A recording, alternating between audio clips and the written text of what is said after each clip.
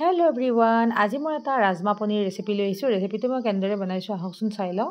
ইয়া লৈ লৈছো মই ৰাজমা কেইটা 5 ঘণ্টামান তিয়াই ৰাখিছিলো। এতিয়া এটা প্ৰেছাৰ কুকাৰত দি লৈছো। ইয়াতে এবাটি পানীৰ লগতে অকণমান নিমখ আৰু হালধি দি 3টা চিটি লগাই লম। আনফালে এটা মিক্সি বাটি লৈ লৈছো। ইয়াতে এটা বিলাহী সৰু সৰুকৈ কাটি লৈ অকণমান পানী দি এটা ফাইন পেষ্ট বনাই লম। ইয়াতে আপোনালোকে কাজু দিব পাৰে, মই কাজু দি লোৱা নাই। ইয়া ৰাজমা কেইটা ভালদৰে সিজিছে। এইখিনি মই ইনগ্ৰেডিয়েন্ট লৈ লৈছো। ইয়াতে আছে 100 গ্ৰাম পনীৰ, পিয়াজ, ধনিয়া, দৈ, আদা নহৰু বটা, হিং, সিজাই ৰখা ৰাজমা আৰু লগতে বিলাহী পেষ্টটো। এটা কেৰাহীত তেল গৰম হ'বলৈ দি মই তাতে ইলাচি, তেজপাত, লং, দালচিনিখিনি দি লগতে ইয়াতে কাটি ৰখা পিয়াজখিনিও মই দি লৈছো। এইখিনি এতিয়া মই ভালদৰে ভাজি লম।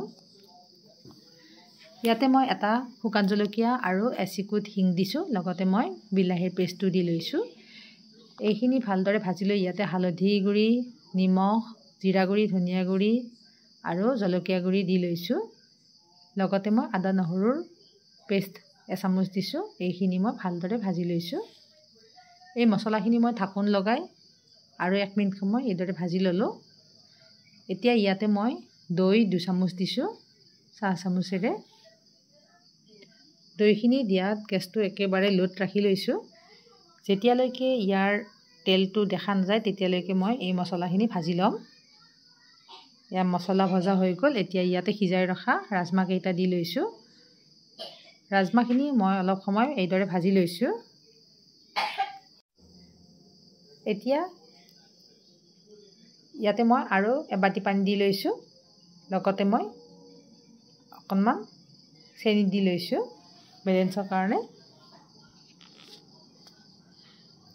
যেতিয়া উতল আহিছে তেতিয়া মই ইয়াতে পনীৰখিনি যোগ কৰি দিলোঁ। পনীৰখিনি আপোনালোকে ইচ্ছা কৰিলে ফ্ৰাই কৰি দিবও পাৰে।